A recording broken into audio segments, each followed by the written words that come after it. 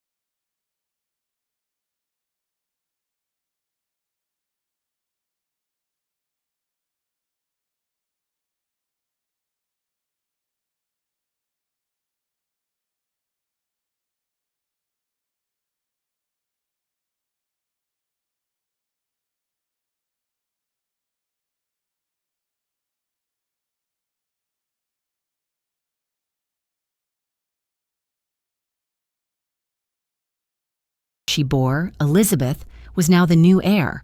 For Mary, it was a bitter humiliation. But when Anne herself fell from grace and was executed on Henry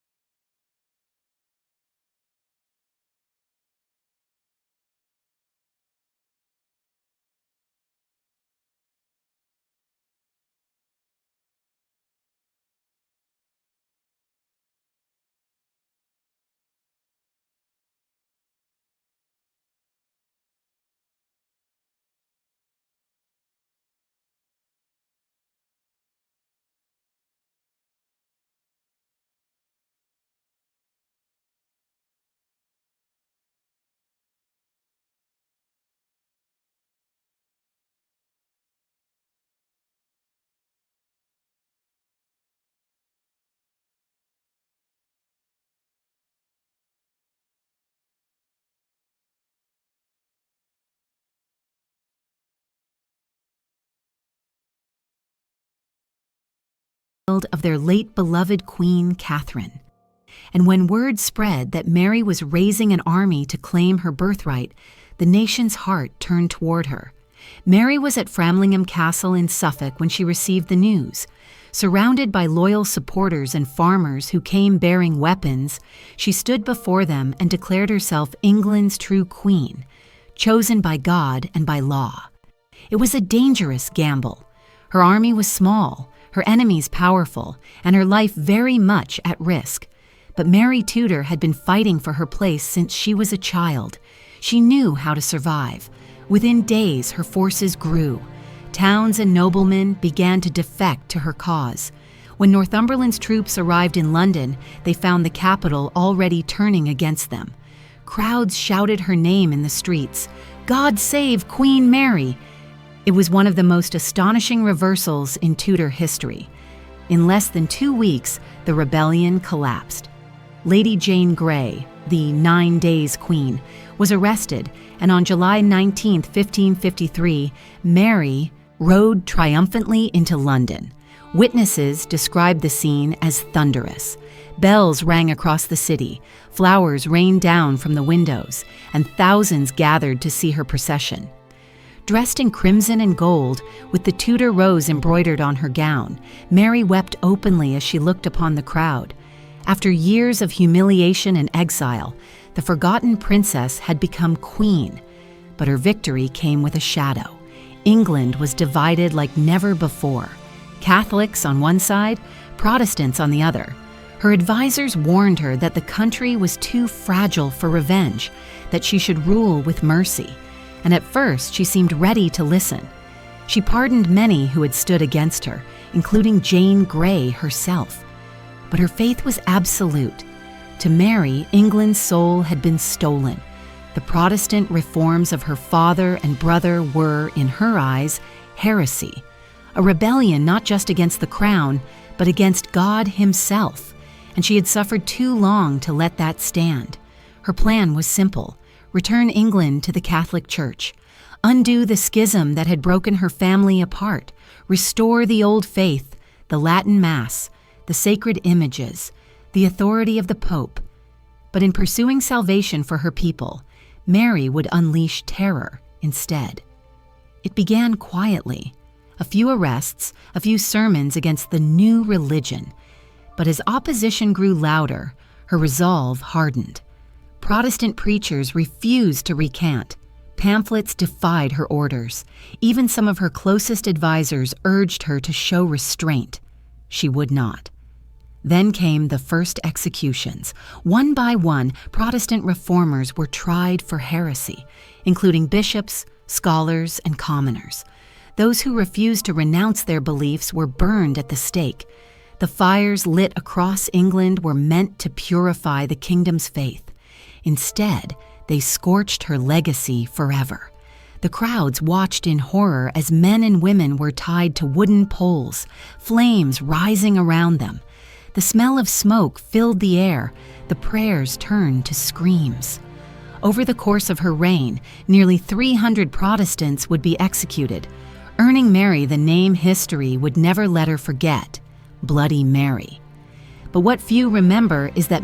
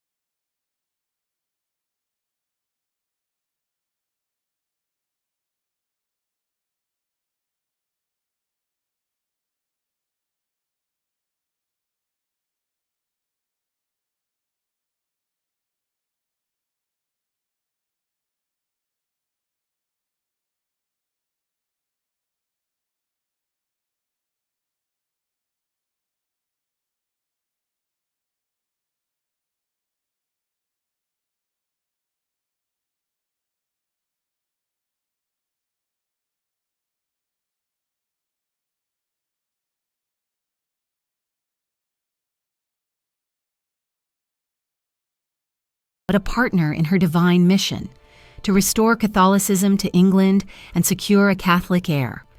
The marriage treaty was carefully written to protect England's independence. Philip would be king in name only, with no authority to make laws or take the throne if Mary died before him. But the rumors refused to die. The people whispered that Mary was selling England to Spain. Still on July 25, 1554, Mary Tudor and Philip of Spain were married in Winchester Cathedral. She wore a gown of gold and crimson, heavy with jewels, her face glowing with joy and nervous hope. Philip was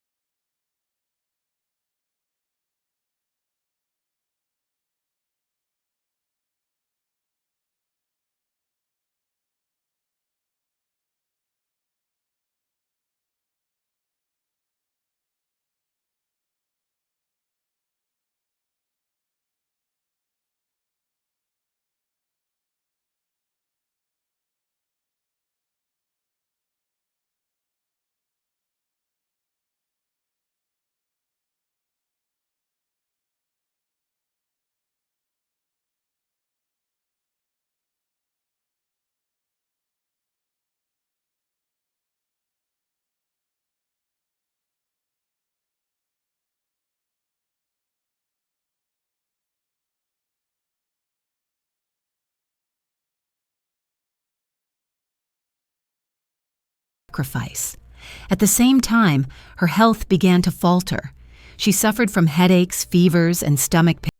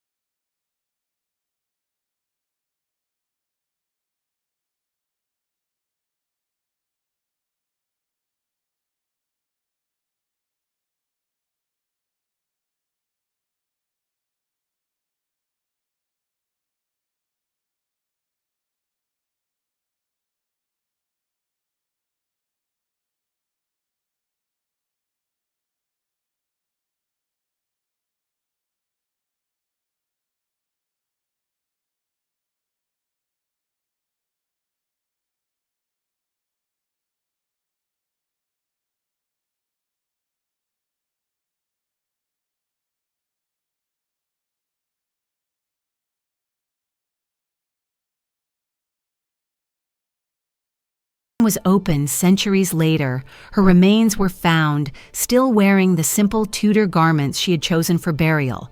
No crown, no jewels, just the rosary beads that had never left her hands. And perhaps that's how she would have wanted it. Not remembered as the bloody tyrant of Protestant propaganda, but as Mary, daughter of Catherine of Aragon, rightful Queen of England, and a woman who lived and died by her faith. Today, if you stand before her tomb in Westminster Abbey, you'll find it quiet. Elizabeth's effigy towers above, her story told in every guidebook, every tour, every song of the Golden Age. But beneath her, beneath the stone in silence, lies the first Queen Regnant of England, the woman who walked through fire for her beliefs and was consumed by it. And if you listen long enough, you might almost hear her voice whisper through the centuries, not in anger, but in sorrow, asking, not for judgment, but for understanding. Because Mary Tudor was never the monster that history made her out to be. She was, above all, a human being, one who ruled, suffered, and loved in a time that allowed her none of those things without a cost. And maybe that's the greatest tragedy of all.